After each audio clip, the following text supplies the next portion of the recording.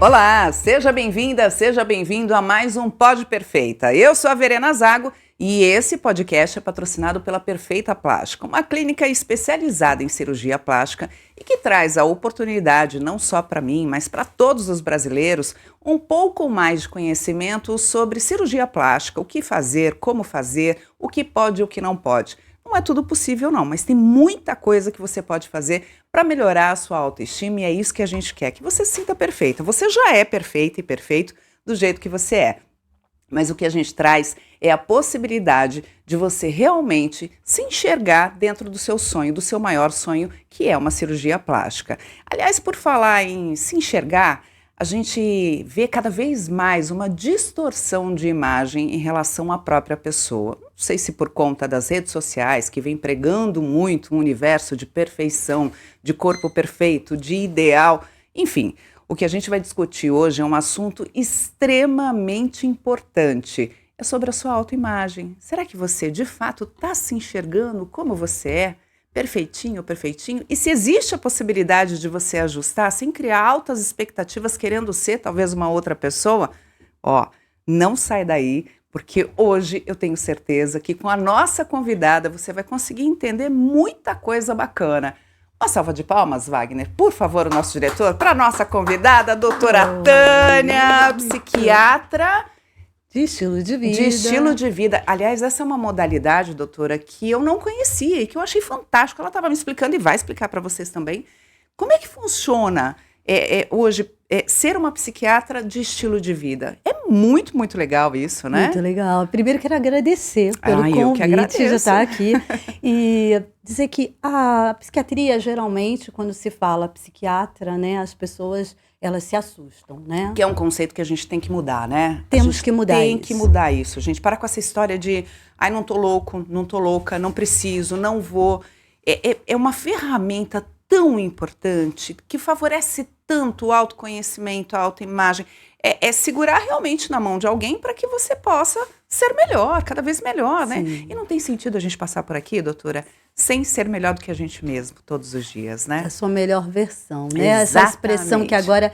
E eu acho que é bem interessante, porque você vai falando a perfeição de ser, né? A perfeição de você ser você mesmo. E, obviamente, isso é uma lapidação de dentro para fora e de fora para dentro também, né? Então, a gente vai falar aí sobre a questão da cirurgia plástica ou essa questão de cuidar do corpo, qual é a boa medida disso. Mas a questão da psiquiatria de estilo de vida, Sim, que você havia perguntado, na verdade, quando a gente fala a psiquiatria moderna, ela se propõe não só como as pessoas pensam, eu vou a um psiquiatra para ele confirmar, me dar um diagnóstico e me dar um remédio. Não é mais, a gente não se trata disso. Tá. Hoje, a psiquiatria ela é um ramo da medicina, né? Então é um médico que, na verdade, vai avaliar todos os determinantes de você estar em sofrimento ou você não estar com as suas funções plenas de sono, de energia, de apetite, de atenção, memória, humor. Então, o psiquiatra de estilo de vida, ele vai entender como que você se alimenta.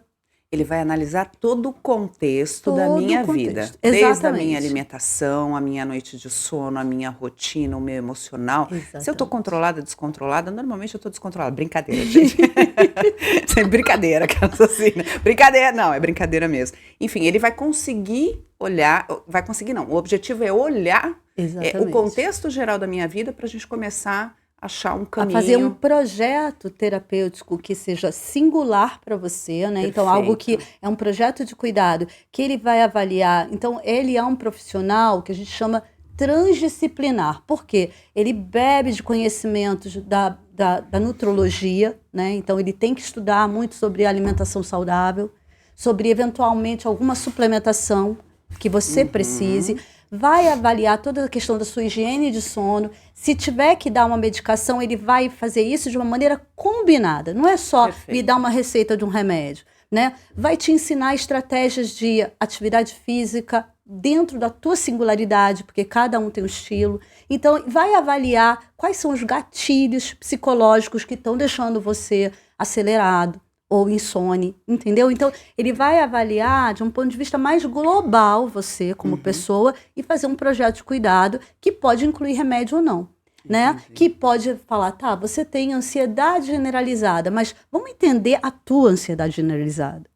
Né? Então, que é Perfeito. totalmente diferente. Então, não se trata de dar um diagnóstico duro e não ver a E Verena. não necessariamente essa ansiedade que eu, né, vamos colocar aqui como exemplo, sofro, exige remédio, precisa de remédio. Às vezes não. Às vezes suplementação, uma atividade física, uma mudança de estilo de vida já pode ajustar. Agora, detalhe, gente, essa mudança de estilo de vida, se você não tem o conhecimento, se você não tem um profissional, que aliás eu nem sabia que existia essa possibilidade, fica quase que impossível quando a gente está com dificuldade, quando a gente está com ansiedade, com insônia, com estresse. Você não consegue nem enxergar ali na frente. Não sabe por onde começar, porque nós temos muitos pontos cegos. Eu tô escrevendo um livro que ele está quase no forno, que chama Mentes Caóticas, que, na verdade, a gente não percebe o processo de desorganização do nosso estilo de viver.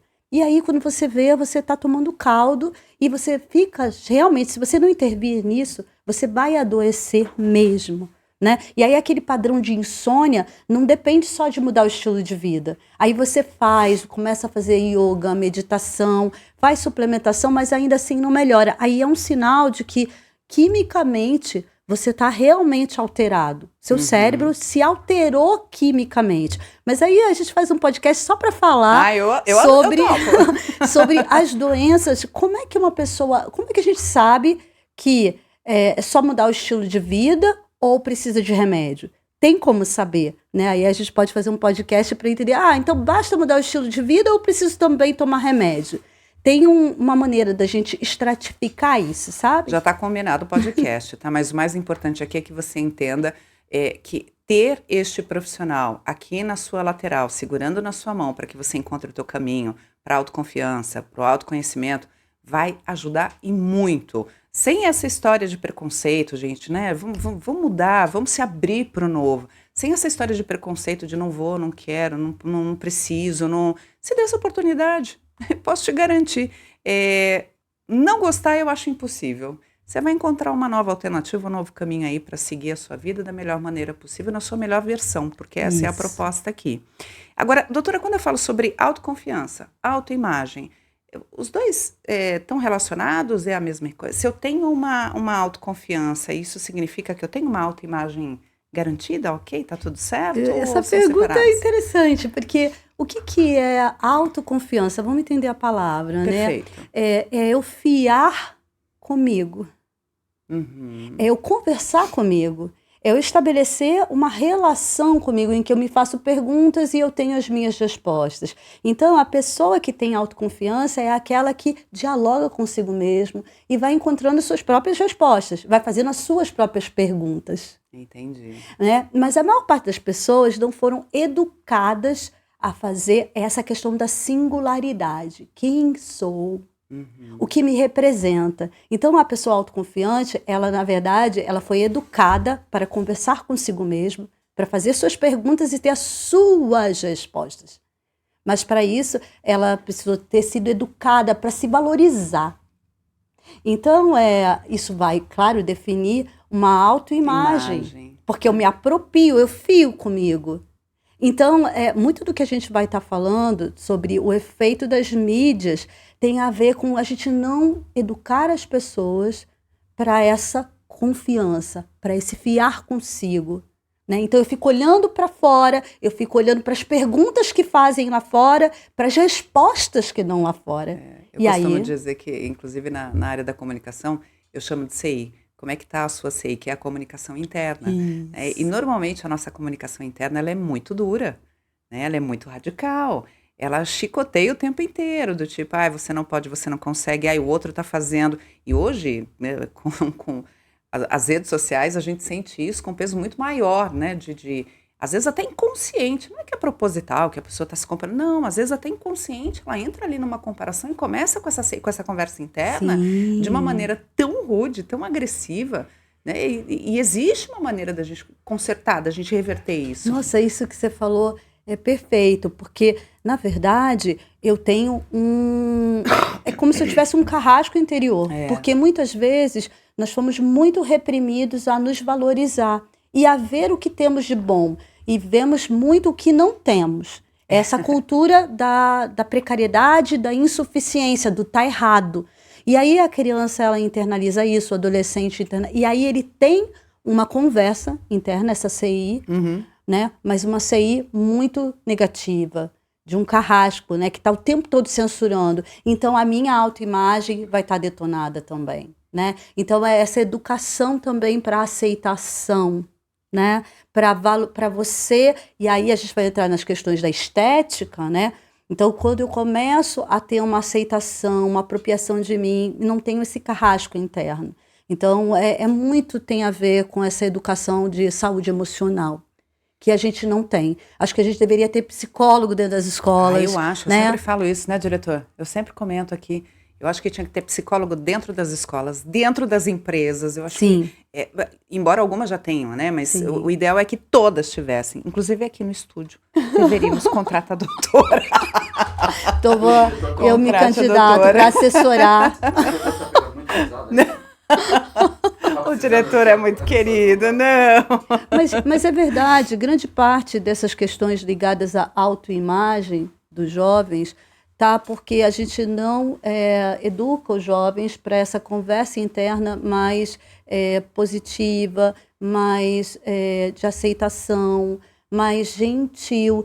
Por isso é que nos países mais desenvolvidos, eles fazem projetos que trabalham muito mindfulness. Agora está muito em voga o mindfulness, o yoga, como estratégias de inteligência emocional, porque ensina a criança a ter um diálogo com ela mesma, de fazer perguntas e obter respostas com mais gentileza, com mais compaixão. Mas quando as pessoas elas não foram educadas para isso, e a gente vive em um mundo externo que vai dando respostas, dizendo o que tem que ser.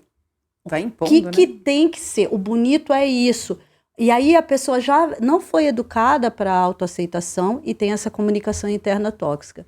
Aí é a fórmula para a pessoa começar a querer transformar o externo, né? Então essa apologia da estética. Podemos dizer que essas pessoas que são incansáveis em cirurgias plásticas, em estar o tempo inteiro querendo fazer, nunca está satisfeito.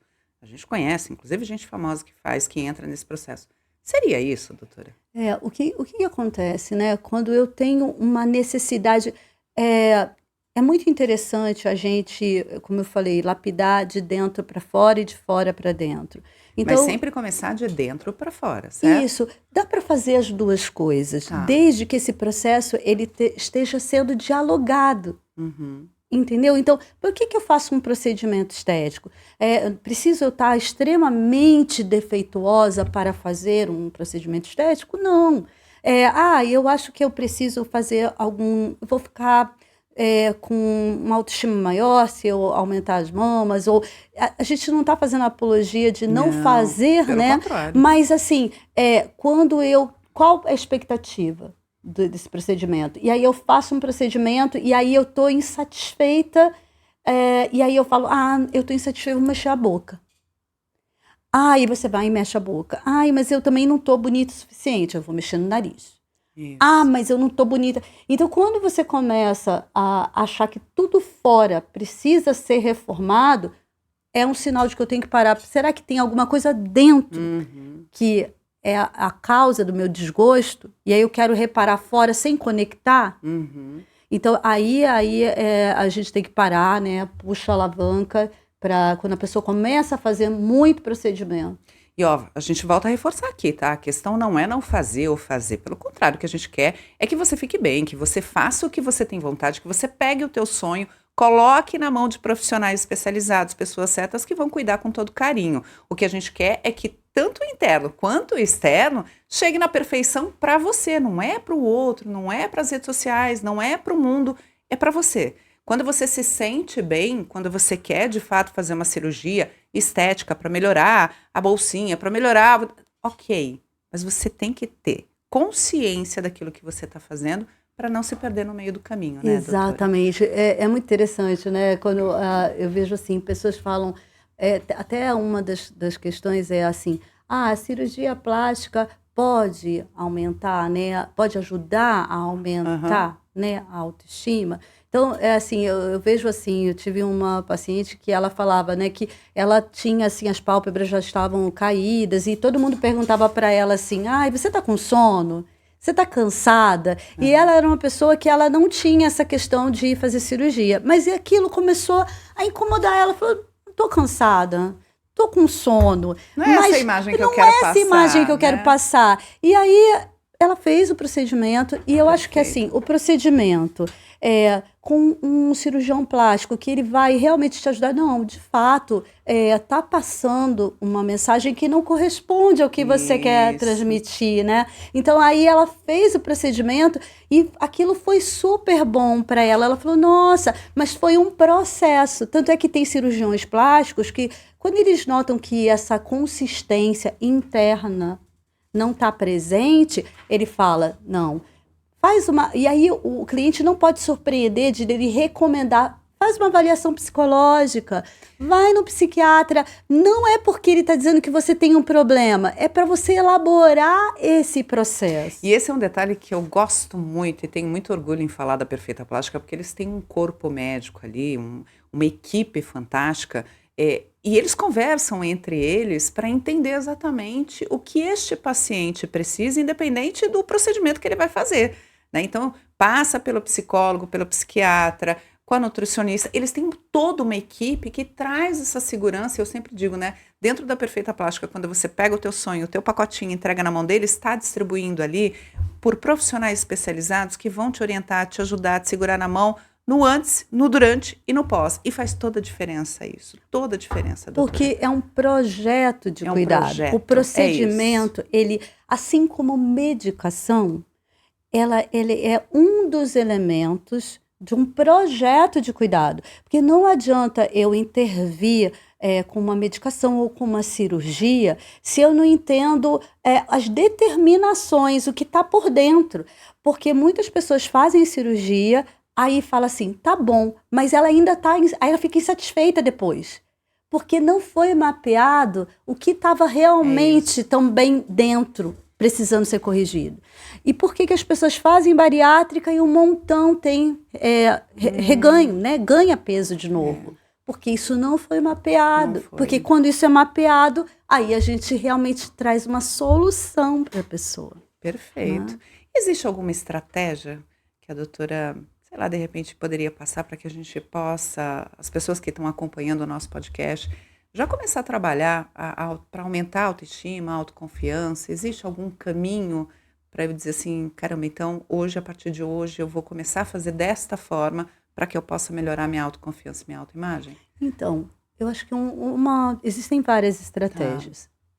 Então, até para que, imagino eu que você precisa conhecer, né, especialmente na tua especialidade, viu? Eu falei difícil agora. Mas, de modo geral, a gente conseguiria passar para o nosso público? Então, eu acho que a primeira questão é você identificar o quanto que a referência de beleza, de imagem, está muito fora de você, muito mais fora do que dentro. Então, é a pessoa começar a entender. Quando eu penso beleza, a minha noção de beleza, ela depende muito mais do outro do que de mim. Aí eu acho que esse é um primeiro diagnóstico que a pessoa precisa fazer. Ou seja, eu preciso que o outro me ache bonita. Tá, se ele não me achar bonita, aí eu não sou bonita. Aí eu não sou bonita. Entendi. Então esse é o primeiro ponto. Exatamente, que tem a ver com o início do podcast, que é a autoconfiança. O quanto que eu fio comigo e eu faço diagnósticos a partir de mim, eu entendo o que é bonito para mim. Porque hoje o padrão estético, ele é determinado muito pelos outros, pela moda, né? E sempre existiu isso, na verdade. Mas o quanto que eu faço, você fazer esse diagnóstico, o quanto que eu tenho o meu conceito do belo e eu sigo esse conceito do belo. Eu banco, não, eu tenho medo de bancar o meu conceito do belo. Entendi. Eu tenho clareza das cores que eu gosto de usar, das roupas, dos tecidos, do jeito como eu gosto de arrumar o cabelo. Eu experimento isso, eu já explorei isso, ou eu estou pegando coisas inventadas. que me dizem que o cabelo tem que ser assim, que a roupa tem que ser assado, que eu tenho que, entendeu? Que o corpo tem que ser assim. É legal. Inconscientemente, eu acabei fazendo, a maturidade me trouxe isso, né?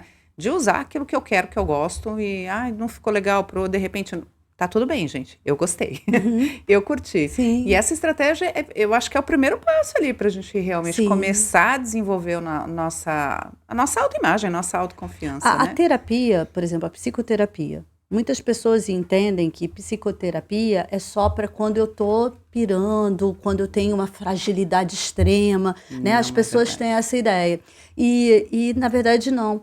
A terapia, para quem pode, né? E cada vez mais, a gente queria que fosse mais acessível, né? Mas a psicoterapia é uma oportunidade de você fazer essas perguntas, você trabalhar as suas respostas. Doutora, até me veio agora na memória, eu estava uma vez conversando com uma amiga minha, e a gente estava falando sobre família, almoço e tal, e aí surgiu o assunto de sorvete, e eu perguntei para ela, de qual sabor você gosta mais? Ela falou, aqui em casa todo mundo gosta de morango.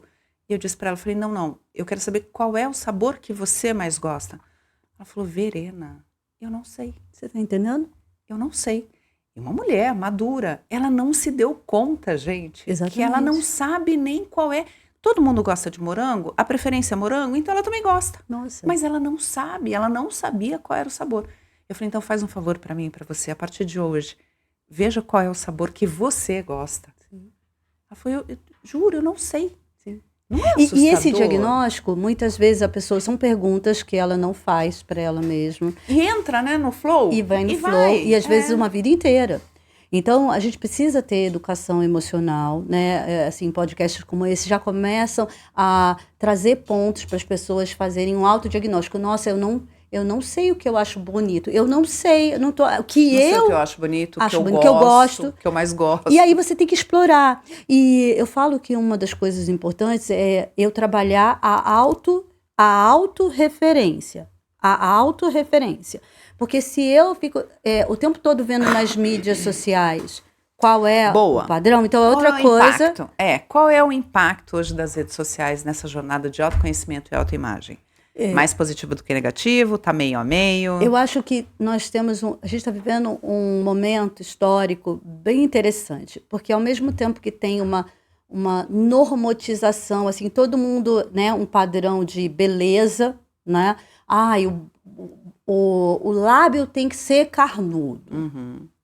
O malar tem que ser assim, né? A sobrancelha tem que ser assado, né?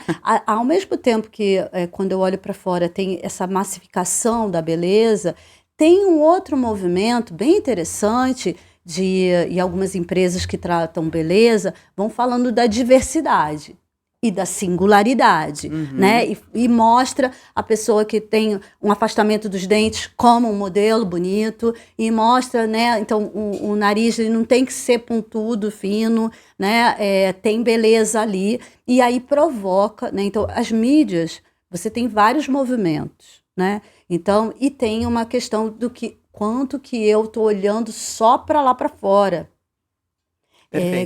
Eu acho que as mídias, quando você fica olhando para fora, você fica até atrapalhado, você fica confuso. É o excesso de informação, não de conhecimento. Eu li num livro esses dias uma frase muito interessante, que você quer deixar uma pessoa perdida e literalmente burra, enche ela de informação. Satura ela de informação. Satura ela de informação. Pouco ela saberá. Sim. E é verdade. É o caos. É o caos. É o caos, porque Qual é a janela que você tá, né? Qual é a janela que você tá? O que é que você tá olhando? Qual é a quantidade de informação que você está consumindo? E eu acabo direcionando isso, inclusive, para quem está querendo fazer uma cirurgia plástica, para quem tem esse sonho, e eu cuido muito do sonho. Eu acho que o sonho é muito precioso, sabe, doutora? Para entregar na mão de qualquer pessoa. Quais são as janelas que você está abrindo aí, olhando e pegando informação daqui, dali, e perdendo conhecimento, perdendo quem é você e usando o outro como referência. Exatamente. Quero ser como ele. Tá virando aquelas telinhas. Sabe quando a gente fica rolando o feed? Sim. Será que você está fazendo isso? Não é o momento. Esse é o princípio do caos, quando você fica em overthinking, você pensa demais, e aí isso literalmente buga o sistema. Você não consegue tomar decisão. Você não consegue, e principalmente quando você não é educado para fazer esse processo assim, o que é bonito para mim? Quando você não está, igual essa mulher do sorvete, Essa amiga provavelmente minha, ela vai ser uma vítima dessa confusão. Ela tá fazendo terapia agora, viu, Ai, que doutora? bom. Por conta do sorvete. Que ótimo!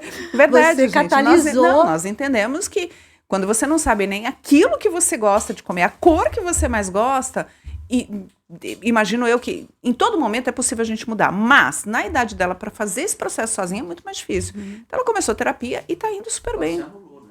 Ela se anulou.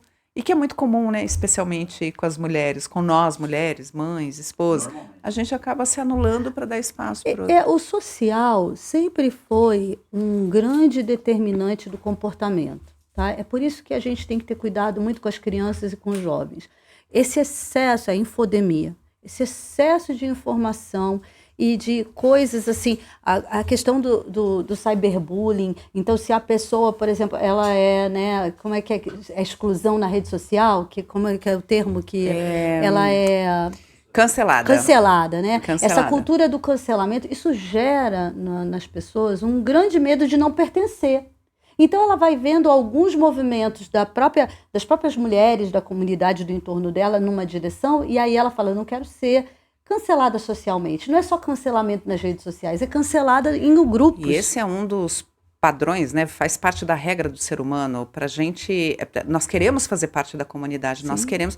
A ideia de ser cancelado, de ser excluído de um grupo de pessoas. Você pensa que você acabou. não vai existir. Acabou. Você não vai existir. Aí a gente não tem nenhuma ação, nenhum movimento por medo da exclusão. Isso vem lá de trás, viu, gente? Desde a época das cavernas, porque nós precisávamos viver em grupos, nós não podíamos ter problemas com o nosso grupo, porque ninguém sobrevivia, né, naquela época, em uma selva sozinho. Então precisava desses grupos. Gente, mais de 450 anos, por quanto mais tempo nós vamos ficar carregando isso? Mas o fato é que eu lembro, né, que essa questão da resistência, e isso não só na estética, a resistência na forma de pensar, ela nunca foi aprovada pela maior parte dos grupos. Quando você pensa diferente, quando você faz diferente, só depois que você banca aquilo e você é bem sucedido, aí as pessoas já falaram no seu padrão de ideia e de estética. Quando você se destaca. Quando você se destaca, aí vão querer tirar foto com você. Não tira, não. Isso, aí querem tirar foto com você. Só que isso exige uma apropriação de singularidade que, assim, até eu falo isso nessa questão do contexto social, né, da saúde social, é a singularidade e a alteridade.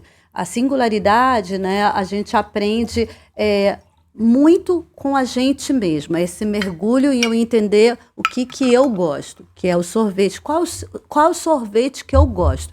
E às vezes, dependendo do meio social que você está, isso não é favorecido. Todo mundo tem que gostar da mesma coisa. A singularidade é abafada. Todo mundo tem que gostar do sorvete de morango. Muita característica de família, dentro das famílias. Dos grupos. Dos grupos. A mulher, eu acho que às vezes a mulher, ela prioriza. Aí ela acaba se anulando, evidente. Mas ela fala assim, o meu marido gosta de chocolate, o meu filho gosta de chocolate, eu não gosto, eu gosto de coco. Vou comprar chocolate. Então eu vou comprar chocolate, porque pelo menos... Todo mundo aceita, todo mundo fica bem. Então eu gosto de chocolate também, é né? uma forma de se anular. É claro que de uma forma mais saudável, mas é uma forma de se anular. Eu acho que isso não é saudável. Eu não sei se é saudável, né? Porque eu já nem sei se é chocolate que eu gosto. Não tem forma. Não, eu sei. Eu quero dizer, é mais saudável porque, na verdade... Você está querendo dizer que esta ela é uma forma... Ela tem a convicção que ela está agradando as 3 ou 4 pessoas da família dela e isso Sim. já faz bem para ela. Sim. Só que se ela parar para pensar, ela está se anulando, claro.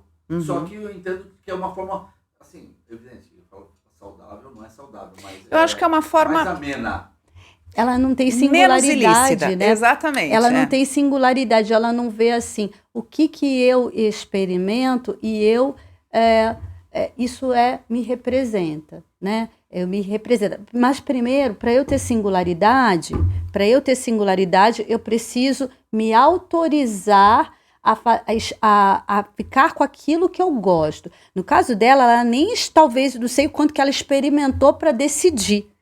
Porque aí ela fica de acordo com o grupo, só indo por inércia. Eu vou com todo mundo. Então, esse é um mecanismo que faz com que a pessoa não tenha autoconfiança.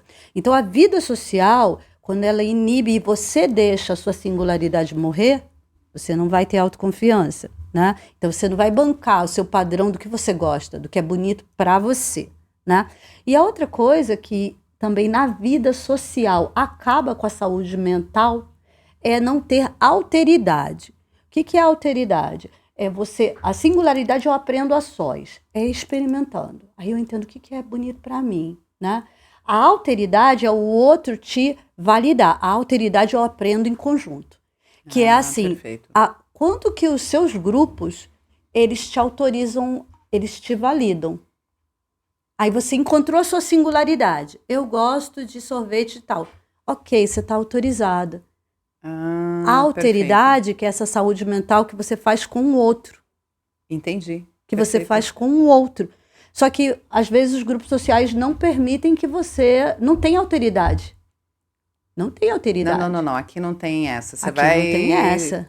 tomar ali o sorvete de morango com todo mundo. Exatamente. Porque não vai comprar só um de limão e o resto de morango vai ser todo mundo Exatamente. limão. É morango. Exatamente. Entendi. A singularidade é um processo que tem que partir da pessoa. Ela tem que aprender a descobrir o que ela... No entanto, quando eu tenho essa singularidade, eu digo, desculpa, eu não vou tomar o de morango, Sim. eu quero o de limão. Sim, Né? Isso sim. me dá essa aí é a autoridade mesmo comigo mesma, né? Sim. No sentido de não vou.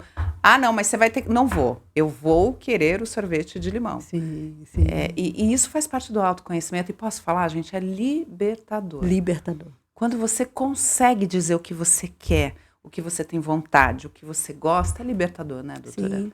E eu tenho uma paciente jovem que foi muito interessante esse processo, né, dela entender quem ela era, fiar com ela, e aí ela se bancar nas coisas. E aí se bancar na minha imagem, no meu lugar no mundo. Então ela descobriu a singularidade dela, e ela descobriu que os ambientes que ela estava não eram ambientes, as comunidades que ela estava frequentando, tanto na família quanto os grupos que ela estava participando, não eram grupos de alteridade.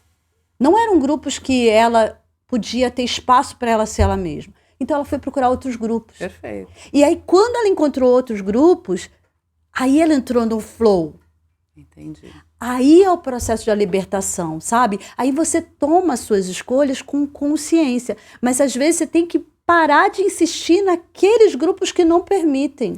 Claro que é um tema, inclusive, que daria para fazer um podcast, mas só esse. Eu quero reforçar aqui a importância de não é porque é da família que você tem obrigação de seguir exatamente aquilo que não te faz bem. Pode ser pai, mãe, irmão. Se tá te machucando, se é tóxico, não é para você. E a escolha é sua, né? Eu durante uma vida inteira vivi um casamento frustrado e culpei o meu ex-marido. Quando eu saí daquela situação toda, eu entendi que o culpado não era 50-50. Corresponsabilidade. Exatamente, que a responsabilidade foi minha que permiti que ele fizesse o que ele fazia comigo. Uhum. Eu permiti, eu fui omissa, eu deixei com que tudo aquilo acontecesse. Uhum. Em nome de uma família, coloquei desculpa em tudo que eu queria.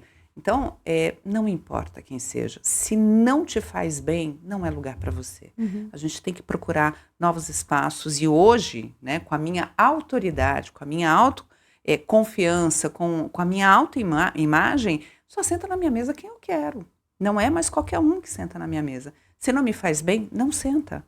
E eu acho que essa consciência é muito importante, né? Agora, doutora, como é que a gente consegue identificar, inclusive para quem está acompanhando, como, por exemplo, da minha amiga foi num bate-papo, ela descobriu que não sabia qual era o sabor do sorvete.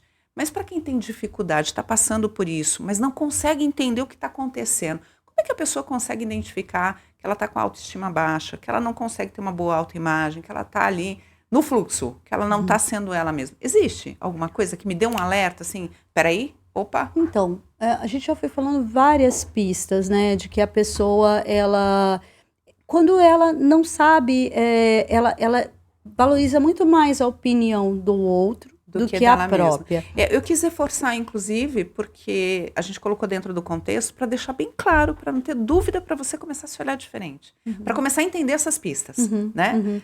Quando eu sinto muita ansiedade, por exemplo, eu vejo muitas mulheres que não se reconhecem ansiosas. Tá, perfeito. Elas não se reconhecem ansiosas. Você é ansiosa? Não, imagina. Não, Karina, que isso. Não, eu ansiosa? Mas, gente, É.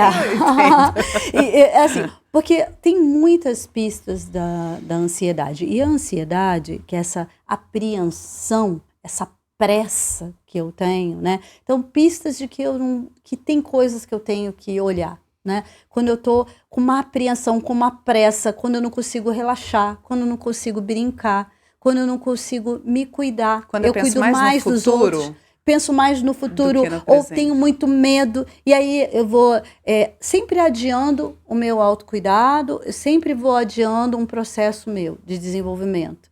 E sempre pensando no outro, no trabalho. Isso são pistas de que eu não tô legal. Perfeito. Essa é a primeira pista. E aí não... Tá, Verena, entendi. Já consegui aqui entender. Busca ajuda, não espera. Aliás, autoconfiança, autoimagem, autoconhecimento. O primeiro passo para você... Caramba, agora eu tô no caminho certo, eu tô conseguindo construir a minha auto... E é uma construção, é uma jornada, não é da noite pro dia. Mas o primeiro passo é procurar ajuda de um profissional especializado para segurar na tua mão, né? E agora trazendo um pouquinho para o lado de cirurgia plástica. Quais são os principais desafios emocionais para quem vai fazer uma cirurgia plástica? Porque não é tão simples assim. Decidi, tô indo, né? Tenho como fazer, realizar o meu sonho, tô indo, beijo, tchau. Não é tão simples assim, né, doutora? Não. Esse desafio emocional, assim... No sentido de, vou lá, faço a minha cirurgia, mas eu quero mais, ou não gostei, ou tá fora da minha... Eu vejo muita gente que faz cirurgia com um projeto de corpo de uma famosa, por exemplo. Eu quero ter aquele corpo. Cada um é cada um, né? Então, aí sai daquela cirurgia, não ficou daquele jeito, não ficou com o corpo da fulana, então não tá do jeito que eu gostaria. Então, porque tem a ver com um projeto que é inventado, que é comprado, eu tô comprando uma imagem e no pacote dessa imagem tem um projeto de felicidade que eu quero pegar e enxertar em mim. Quando eu não entendo que esse processo ele tem que ser de fora para dentro e de dentro para fora, ele não vai ser ficar com um bumbum grande, o peito grande, que vai trazer a felicidade necessariamente para você. Se você internamente... é só uma questão estrutural? É só uma questão estrutural, porque eu quero ficar aqui com o meu peito mais bonito, eu quero usar um decote, mas é só isso. É só uma questão que eu quero complementar. Entendi. Ok. Agora, se eu pego aquele projeto do corpo que eu penso que vai ser o perfeito, e que ele vai vindo esse corpo, todos os meus problemas se acabaram. Isso. Serei amada. Perfeito. Terei o emprego dos meus sonhos. Terei o emprego dos meus sonhos. Todas as portas vão se abrir. Né? Então, é achar que basta o corpo para que internamente eu já vi muito isso, sabe? E isso é muito importante que a gente entenda. As pessoas não querem olhar para isso e acham que necessariamente elas vão sofrer muito se olharem para o interno. Não é tão doloroso assim. A maior parte das pessoas até se surpreendem, Verena, quando elas começam um processo, né, de psiquiatria de estilo de vida e de psicoterapia, e elas veem, nossa, como eu levei tantos anos da minha vida não querendo, achando que era um bicho de 7 cabeças, achando que olhar para o interno eu ia acessar coisas que vão me destruir, aí é que eu vou me destruir mesmo. Para isso você precisa realmente ter um terapeuta que saiba por onde começar, até para te fortalecer antes de você, sei lá, você sente que tem ponto nevrálgico, ponto que vai doer pra caramba. O terapeuta, o habilidoso, se ele vê que você ainda não tem recurso, ele não vai por ali. Ele vai te fortalecer em outras coisas primeiro, para você ver as suas fortalezas, botar elas no máximo, para aí você acessar o ponto que é mais frágil. Então as pessoas, elas não querem, elas correm delas mesmas, e querem só fazer o externo. É mais fácil, né? A gente entra na tal da zona do conforto ali. Não vou mexer com isso agora não tenho tempo, não tenho dinheiro. E não é verdade. Não é absurdamente caro. Não é. Inclusive hoje, acredito eu que até já existe alguns planos de saúde que dão essa assessoria, que tem a cobertura. Não é uma questão de tempo, o seu tempo é você que faz. E especialmente se você está aí pensando no processo de cirurgia plástica.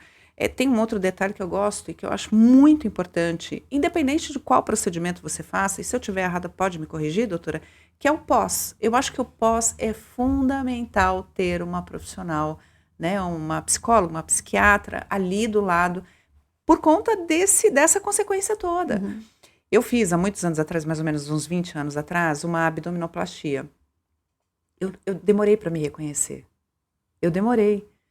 Então, esse pós, eu, Verena, acho importante. Mas você, enquanto doutora, qual é a importância, né, como profissional, Sim, de fato, sim. de ter um profissional no pós? Independe do procedimento. Não, isso que você falou, e isso acontece muito, por exemplo, em pacientes de bariátrica, pós-bariátrica, tá? Eu acho que é maior a incidência maior ainda, né? ainda, as questões da autoimagem, e rapidamente a pessoa emagrece. Então ela ficou anos com toda uma composição corporal, até uma couraça de defesa, porque até muitos falam assim, nossa, aquilo de certo modo parece que eu me defendia, eu me aconchegava ali, era uma coisa, de alguma maneira eu me sentia mais protegido, ou até repelia o sexo oposto.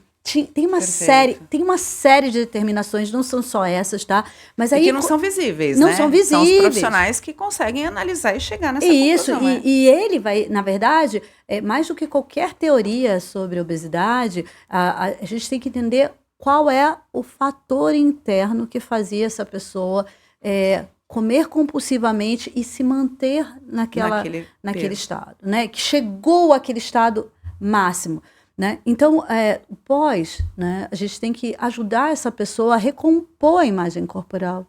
Ela vai ter que recompor a imagem corporal. E, na verdade, eu tenho que começar isso antes da cirurgia. Perfeito. Eu não posso só no pós começar isso, porque no pós, que corpo é esse? Que corpo é esse? No meu caso, não foi nenhuma bariátrica, foi uma abdominoplastia. Sim, foi uma coisa mais... Eu tinha uma flacidez considerável por ter tido 2 filhos, enfim, mas não foi nada que me trouxesse tanto. Ainda assim, eu tive dificuldade em me reconhecer. Porque mexe com tudo. Mas foi maravilhoso depois. Sim. Ai, minha autoconfiança aumentou, minha Não, autoestima maravilhoso, ficar aumentou, com a barriga chapada. Aliás, né? acho que eu vou fazer outra casa assim. Não, eu não tinha essa impressão, Verena, porque a gente já viu vários médicos falando sobre isso e tal.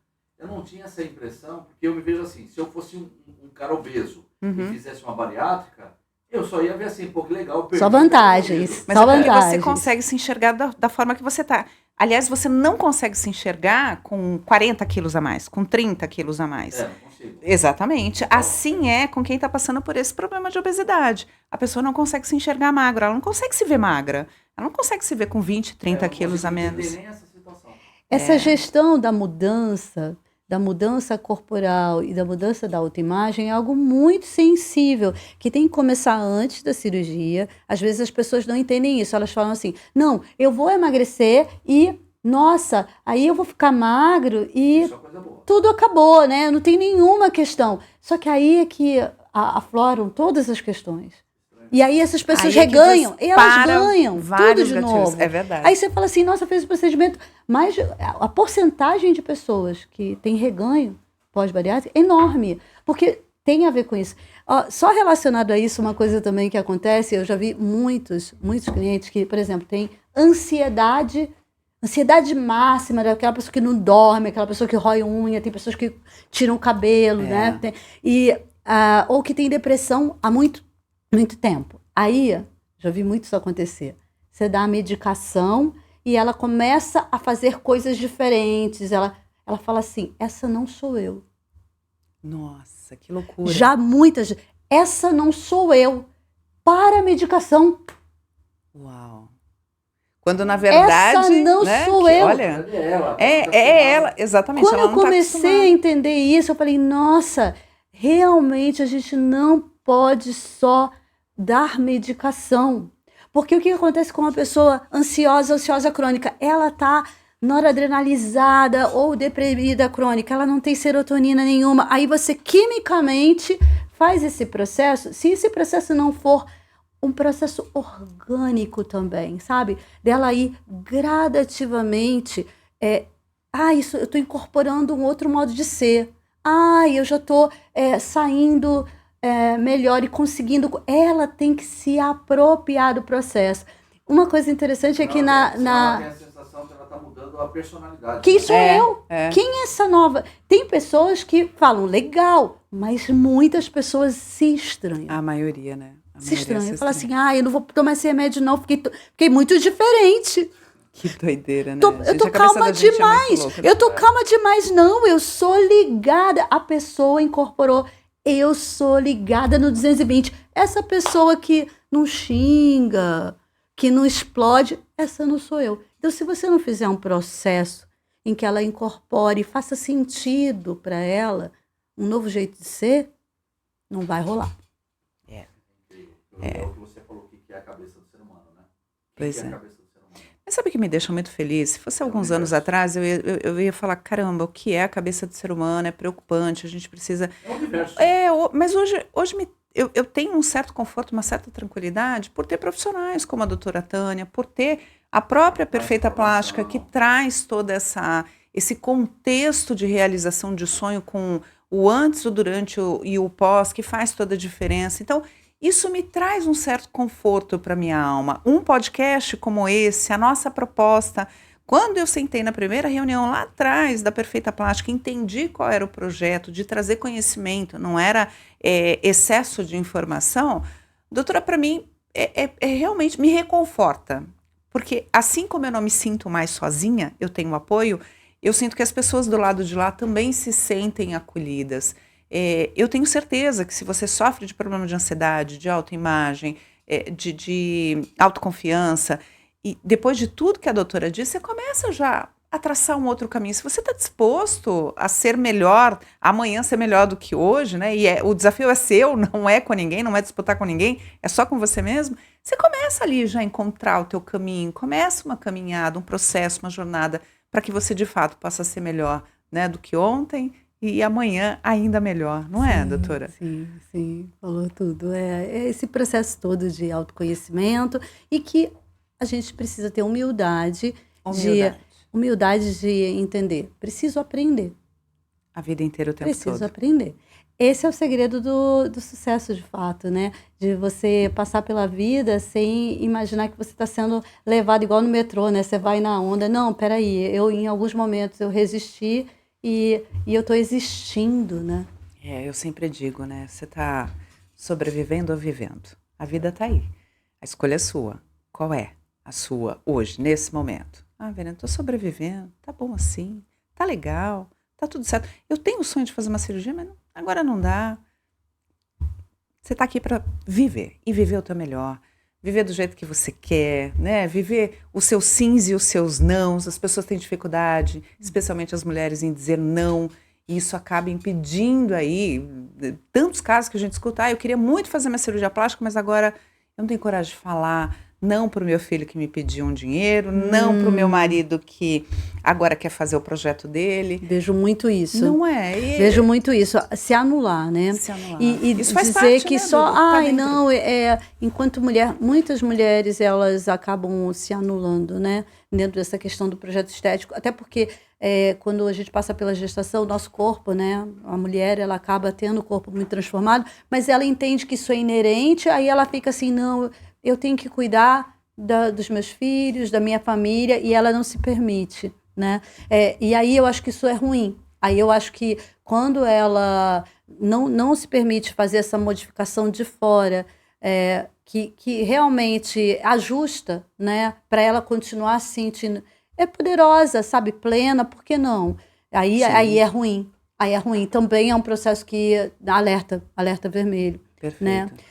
Que é da singularidade, né? Então, eu acho que tudo, né, a gente tem que entender, as pessoas têm que se entender e fazer movimentos de autonomia. Ótimo. Mas às vezes é a terapia, porque a pessoa ela vai ficando nesse movimento passivo. E a sensação que eu tenho, esse movimento passivo vai te encolhendo, te deixando cada vez... Eu vivi isso, né? Você vai ficando pequenininha. Há 25 anos atrás eu era só dona de casa e nada contra. Fiz isso com muito prazer, mas eu podia ir muito além. E eu não me dava essa oportunidade porque eu jamais imaginei que eu era capaz. E hoje estar aqui no podcast, trabalhar com TV há 25 anos, foi... o diretor trabalhar comigo. Imagina, nunca na minha vida, nem nos meus melhores sonhos eu podia imaginar, porque as pessoas que eu convivia me diminuíam demais no sentido de... Quem é você? Né? No máximo que você vai conseguir ouvir isso, tá, doutora? O máximo que você vai conseguir é ser faxineira. Nossa, nossa. E tudo bem, porque se eu fosse para ser faxineira, eu seria a melhor faxineira, pode ter certeza disso. Sim. Mas eu podia muito mais que isso. Sim. E fui, né? E fui. Essa... Fácil não foi não, viu, doutora? Então, essa questão, eu lembro muito disso, né? Eu venho de uma família muito simples e eu lembro que no ensino médio, eu estava fazendo técnico de enfermagem, Wagner. E aí aconteceu alguma coisa que eu cometi um erro no estágio e o professor chegou para mim e falou para mim, você não vai ser nada na vida. E me deu assim um carão na frente da minha mãe e minha mãe falou assim, olha, Tânia, saímos de lá, você ignora isso que ele falou sobre você, você ignora isso, porque você é uma pessoa brilhante. A minha mãe trabalhou muito bem, mas você cometeu um erro, você assumiu o seu erro, né? Você conversou e assim, você não tem que ser sentenciada desta maneira, né? Quando eu fiz psiquiatria, eu vinha da saúde pública. Uhum. E eu tinha uma visão, essa visão que hoje, esta visão é a visão de olhar todos os determinantes, do médico se envolver com isso. Quando eu fui para psiquiatria, eu fui para uma grande escola, eu tomei muito pau. Eu imagino. Muito. Hoje, vários colegas, né, daquela época me parabenizam. Falam assim, nossa, Tânia, você está maravilhosa. Nossa, o que você fala é incrível. Então, essa questão da singularidade, da gente se bancar, mas é porque você tem que ter também, eu acho que a minha mãe foi uma pessoa importante nesse processo, e eu me apeguei a isso. A espiritualidade é muito importante nesse processo de você resistir e de você existir. Aí depois batem palmas para você. Sim. Mas só depois que você bancou. E isso não é fácil, às vezes, bancar sozinha. Não, tem que ter coragem. Nunca é fácil. Então, às vezes, a terapia, né, as pessoas têm que entender que a terapia, às vezes, é o processo de você resgatar a si mesmo. E aí você vai fazer suas escolhas. Aí você vai falar, não, eu vou dar um tanto para os outros e um tanto para mim. Aí você balanceia. Perfeito. É sobre isso. É até a medida, né? Não quer dizer que eu não doe, mas eu também quero para mim. Uhum. E durante muitos anos eu fui só servidora, só servia. Sim. Servia. Sim.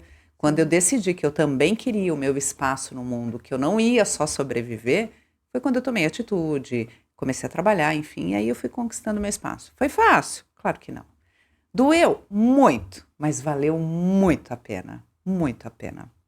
Então, para você que está acompanhando hoje o nosso podcast, eu acho que vale muito você compartilhar, inclusive, com as amigas, com as pessoas que você conhece, com os amigos, para entender um pouquinho mais esse universo da necessidade dessa autoconfiança, dessa autoimagem, e que na maioria das vezes, doutora, eu acho que está sendo vendido errado, sabe? Especialmente no digital. Hoje se fala muito de empoderamento, de você pode, você consegue, e aí a pessoa sai daqueles treinamentos, né, absurdos de 24 horas, batendo no peito, eu posso, eu faço. Não dura 3 dias. Exatamente. Né? Não é um... Não Por sustenta. quê? Porque não é um processo que você saboreou. Uhum. De verdade. Porque não basta eu assimilar coisas motivadoras que, de fato, me fazem vibrar. Mas essas coisas, quais são os ingredientes? Para que eu possa sustentar. As matérias-primas que eu preciso ter dentro de mim para sustentar.